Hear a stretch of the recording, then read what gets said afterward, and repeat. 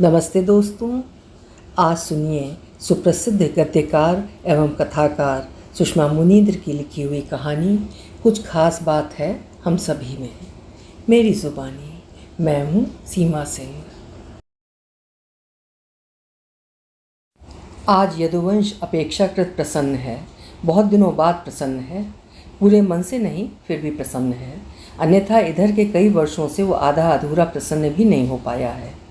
कुछ बेरोजगारी ने मारा है, कुछ घर वालों के दुर्व्यवहार ने। जैसे उसे अपनी बेरोजगारी अच्छी लगती हो। बेरोजगारी नहीं, आज वो प्रसन्न है और आज इस अभिशप्त मसले का जिक्र नहीं करेगा। भूपति ने आज लंच पर बुलाया है। भूपति के माता पिता इन दिनों स्पेशल ट्रेन से 45 दिन में संपन्न होने वाले तीर्थाटन पर गए हुए हैं। साथ में भूपति का अनुज धनपति भी गया हुआ है। बस रिक्त घर की रिक्तता का लाभ ले भूपति ने यदुवंश, लक्ष्मी निवास और पांडे को भोजन पर बुला लिया। कभी ये लोग एक दूसरे के घरों में जिगरी दोस्त की तरह समझे जाते थे, अब चांडाल चौकड़ी कहे जाते हैं। पहले इनकी मंडली में फ़हीम भी हुआ करता था, अब वो डिप्टी रेंजर हो पोस्टिंग में चला गया है। और ये चार अच्छी डिग्री, अच्छी श्रेणी पर बेकारी का कलंक ढोते हुए अस्तित्व विसर्जन के कगार पर खड़े हैं। आज यदुवंश प्रसन्न है, इसलिए जल्दी जाग गया है। बाकी दिन दिनचर्या का आरंभ जितनी देर से हो अच्छा हो सोचकर 8 बजे तक बिछौने में पड़ा, एक तरह से खुद को घर वालों की नज़रों से बचाए रखने के लिए आंखों में पड़ी बेरोजगारी की किरकिरी को मसलता रहता है। आज वो जल्दी उठ सबके बीच में आ गया है। अपने विवाह की बाट जो रही छोटी बहन नित्या ने रोज की तरह चाय का प्याला पकड़ा दिया। यदुवंश और नित्या की स्थिति घर में निराश्रितों सी है। कोई भी समस्या या तनाव हो, घर के प्रत्येक सदस्य का क्रोध नित्या के विवाह में हो रहे विलंब और यदुवंश की बेरोजगारी पर ठहर जाता है। इस नित्या का ब्याह हो तो गंगा नहाएं, पर जाने कैसे ग्रह लड़की के। और इस यदुवंश को तो लगता है जन्म भर बेरोजगार रहना है। दोनों छाती में मूंग दल रहे हैं। नित्या नहीं रहना चाहती अनब्याही, यदुवंश नहीं चाहता बेकारी, पर यदुवंश ने प्याला पकड़ाती नित्या को भर नज़र निहारा। यही तो है जो बिना मांगे चाय और खाना दे देती है। बाकी तो दोनों भाभियों को क्या कहें। स्वर्गादपि गरियसी जननी भी सीधे मुँह बात नहीं करती। यदुवंश चाय सुड़कने लगा। चाय अभी गर्म है। आज चाय अभी बनी है या वो जल्दी उठ गया है।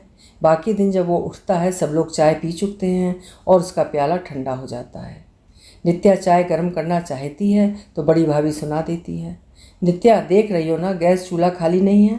तुम्हारे बड़े भैया को वक्त पर दफ्तर पहुंचना होता है और मुझे खाना बनाने की जल्दी है। वे बेचारे आधा अधूरा खाकर चले जाएंगे और बाकी सब चैन से खाते रहेंगे। वो नित्या को पुकारता, नित्या मुझे ठंडी चाय दे दो। कभी यही यदुवंश ठंडी चाय तो क्या, दोबारा गर्म की गई चाय नहीं पीता था, फिर से बनवाता था। अम्मा हंसती थी, यदु तुम छुटपन के नखरेबाज हो। बेरोजगारी ने हक की लड़ाई भुला दी। उसे मालूम है बेरोजगार को गर्म चाय बनाकर नहीं दी जाती और ठंडी हो गई चाय को दोबारा गर्म नहीं किया जाता।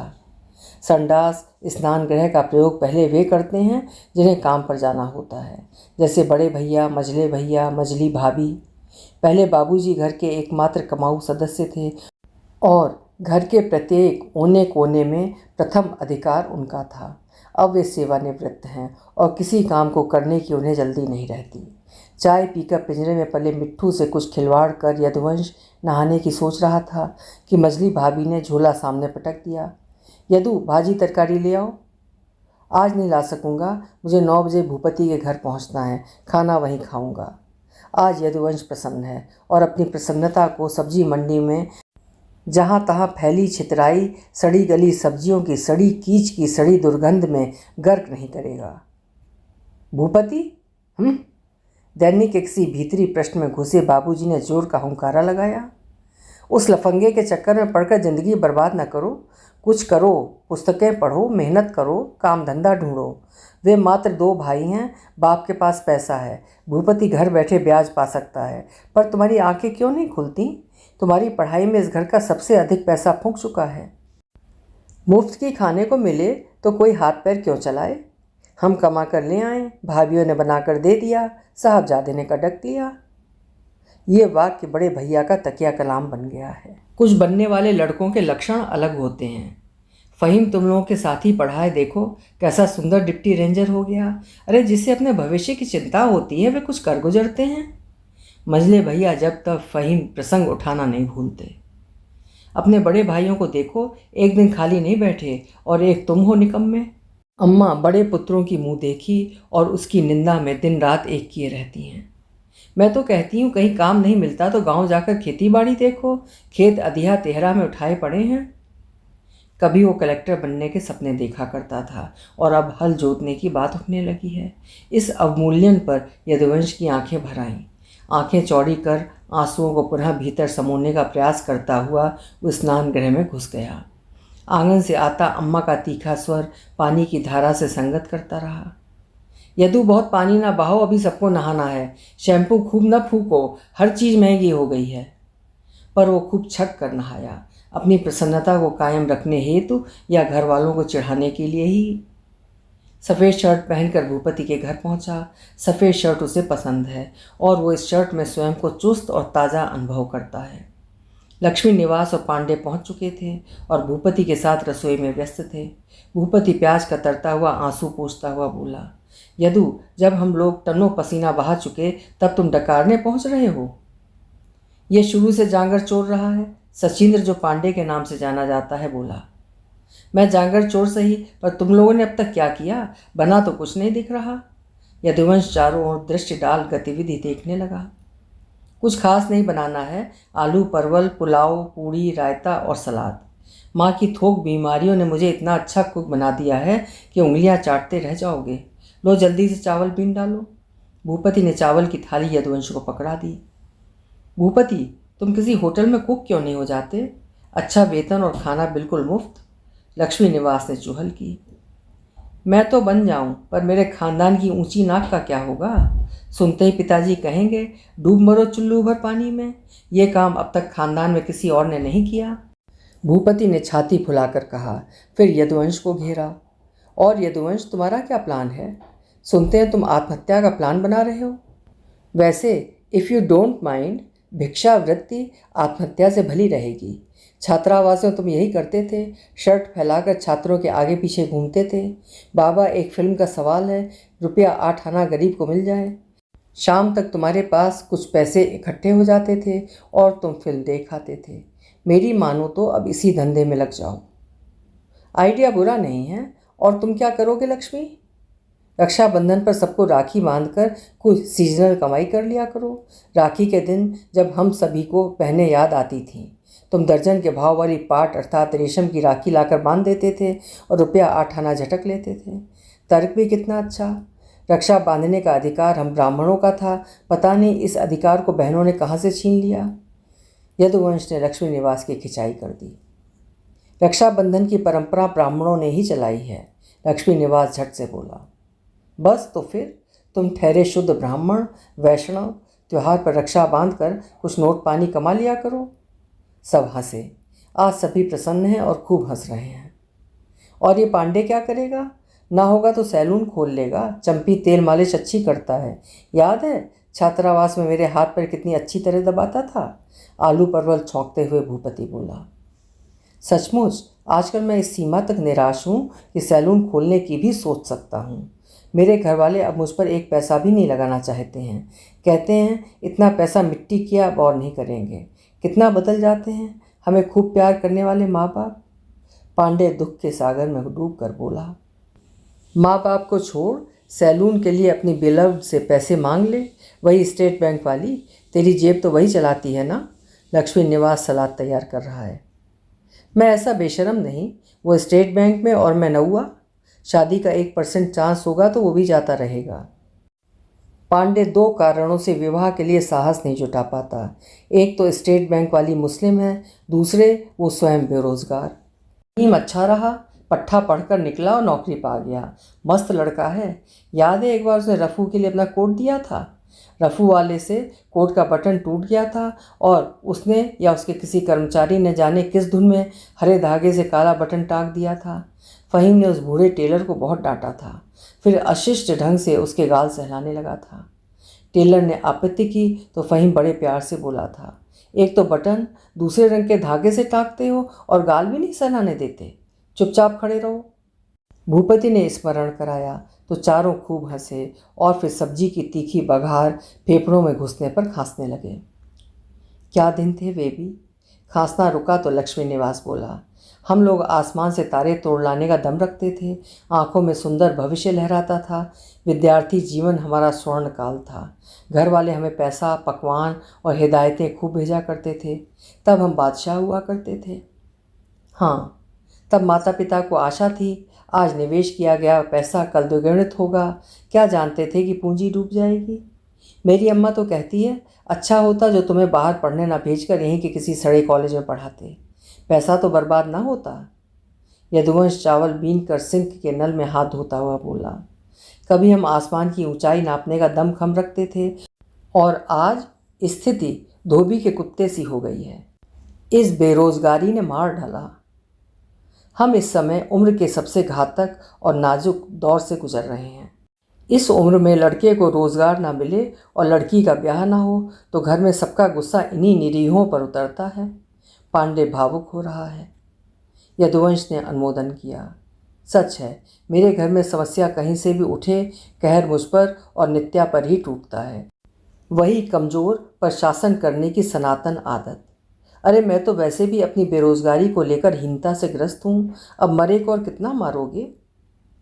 हम सब एक ही नाव पर सवार हैं। मेरे घर कोई भी आए, पिताजी मेरी बेरोजगारी का किस्सा लेकर बैठ जाएंगे।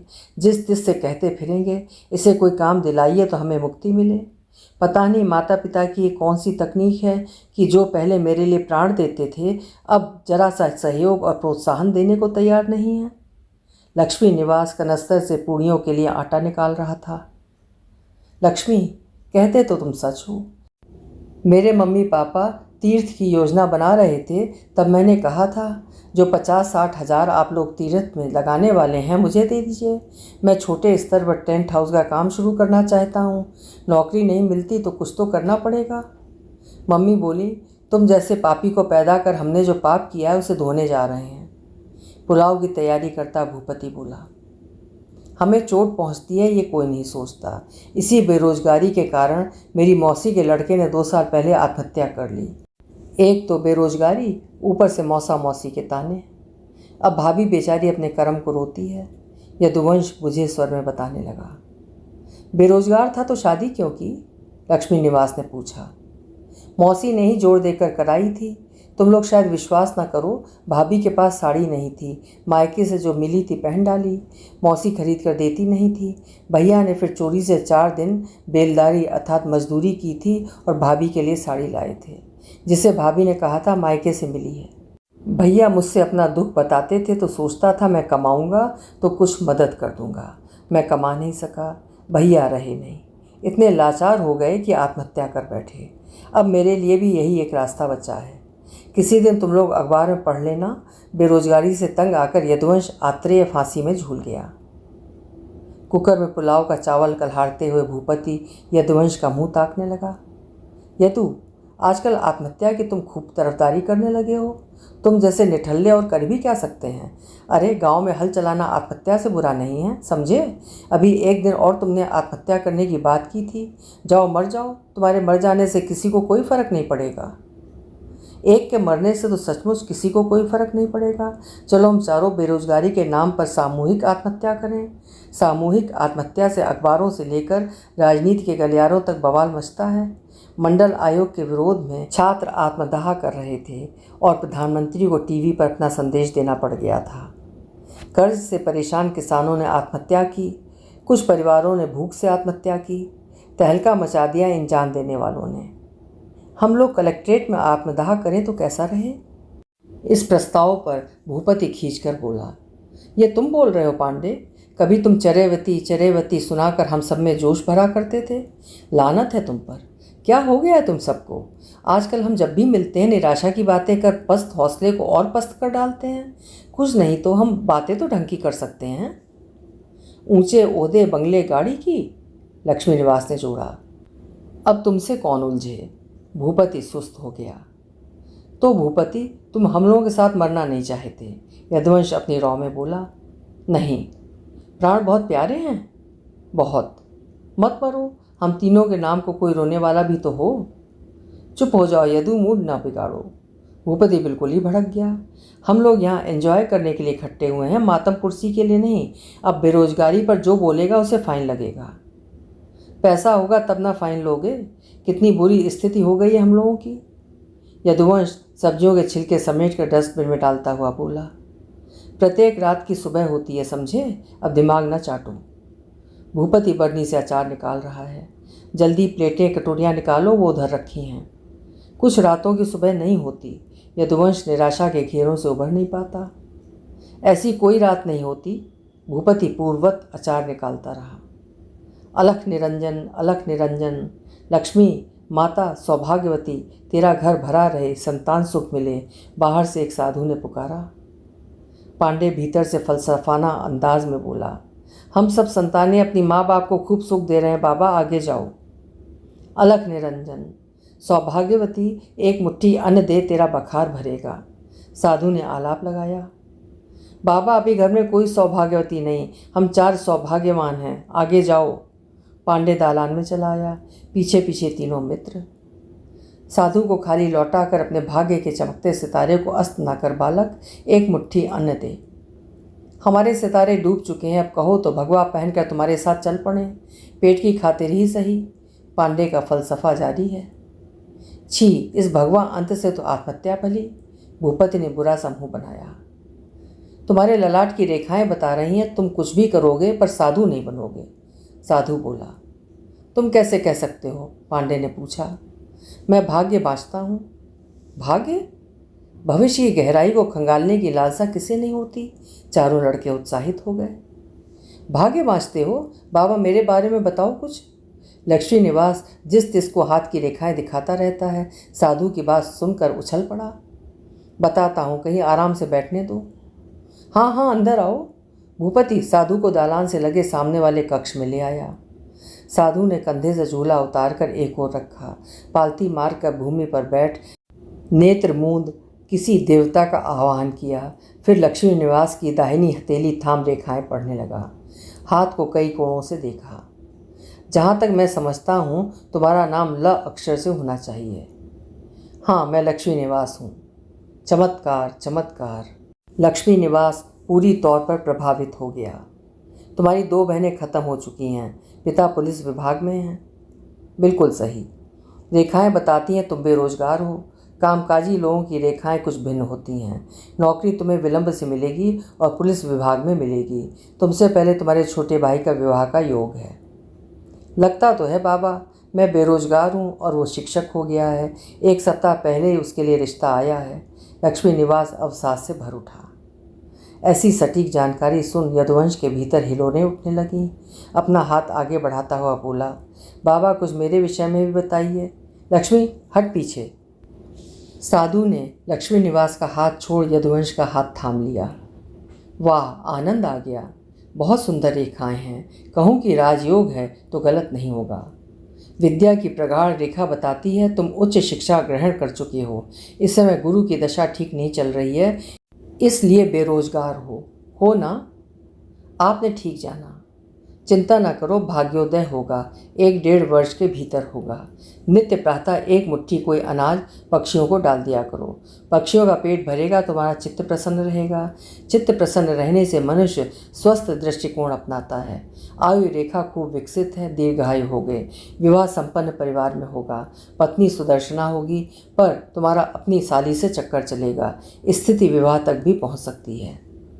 इतने सुंदर भविष्य की कल्पना करना यदुवंश बहुत पहले छोड़ चुका है। वो अचंभित स्तंभित सा बैठा है। इन बातों पर विश्वास करे या न करे। भूपति ने कोहनी मार उसे प्रकृतस्थ किया। क्या किस्मत पाई है जालिम, यहाँ एक विवाह का पता नहीं और तू साली का मजा लूटेगा।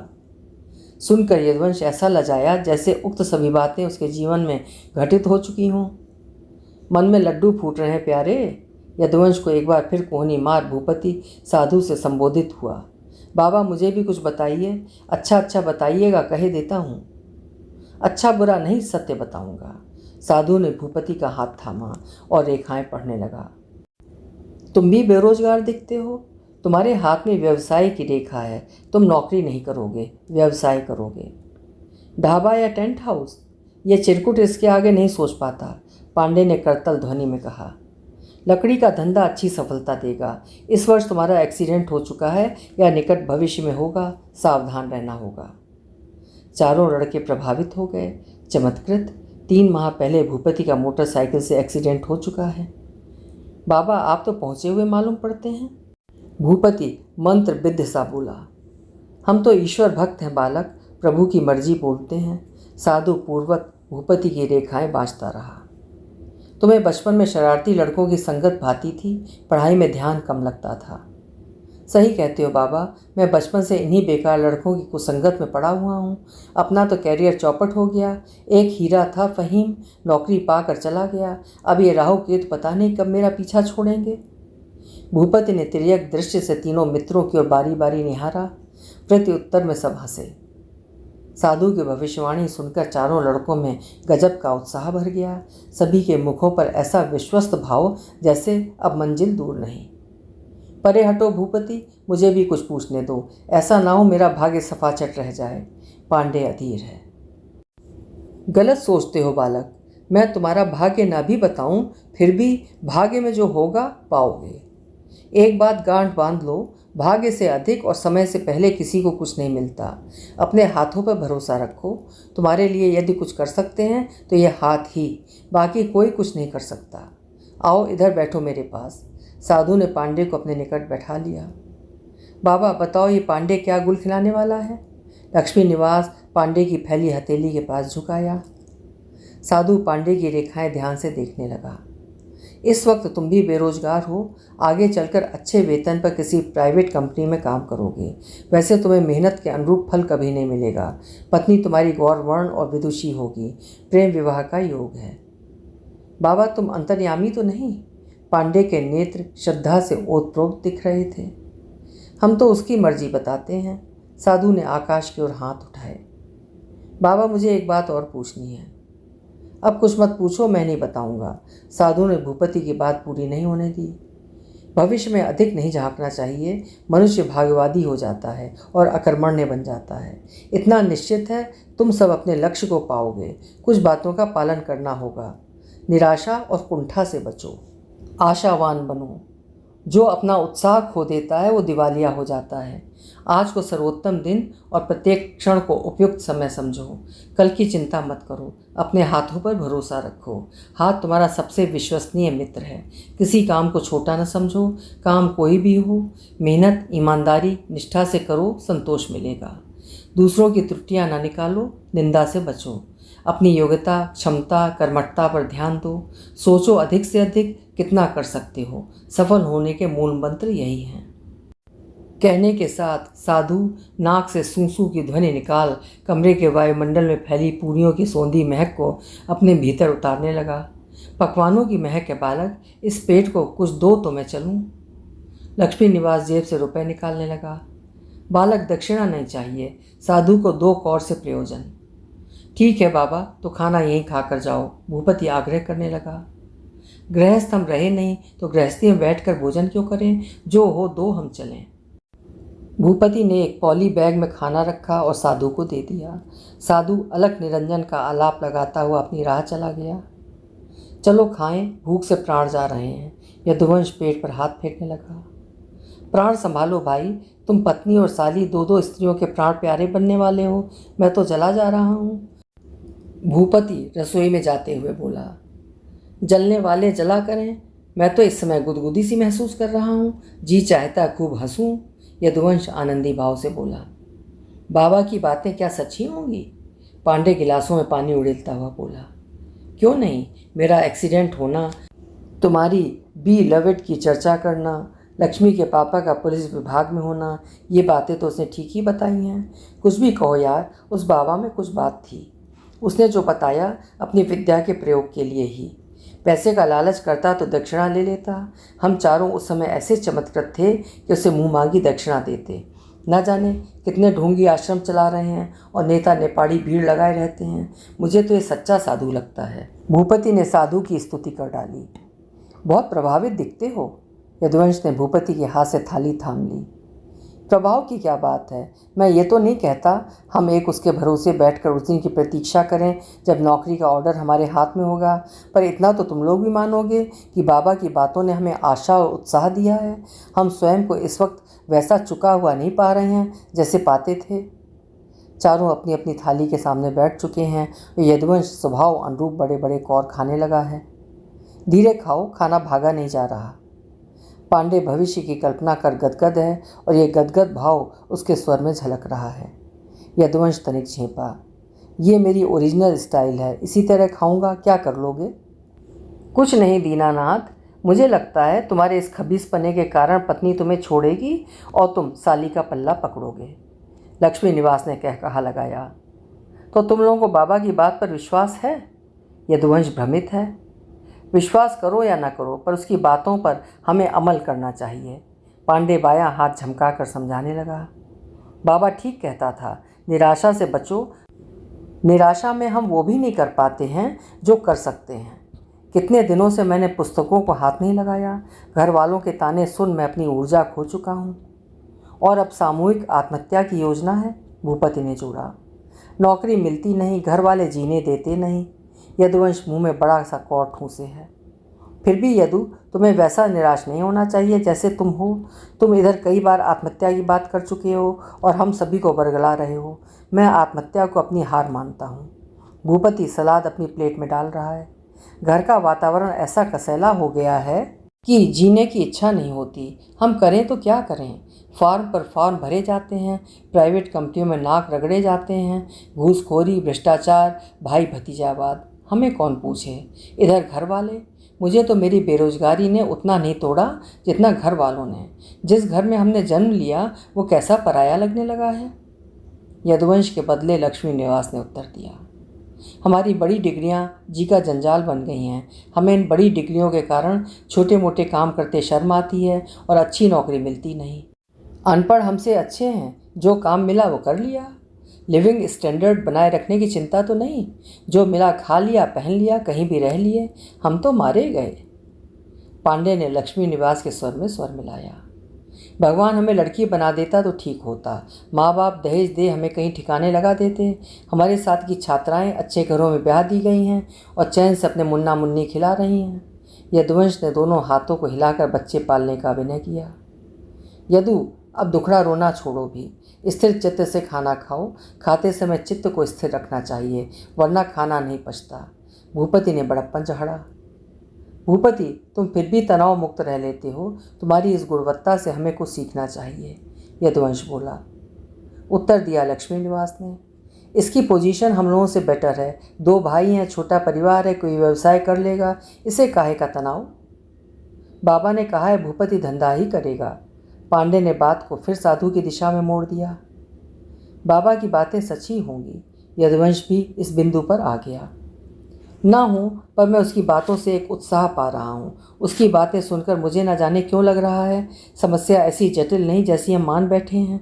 ये एक परिस्थिति है जिससे हमें जूझना है। लग रहा है जैसे बात अभी हाथ से निकली नहीं है। भूपति दृढ़ दिख रहा था। बातें और वातावरण हमारी मनस्थिति को बड़ा प्रभावित करती हैं, यदुवंश बोला।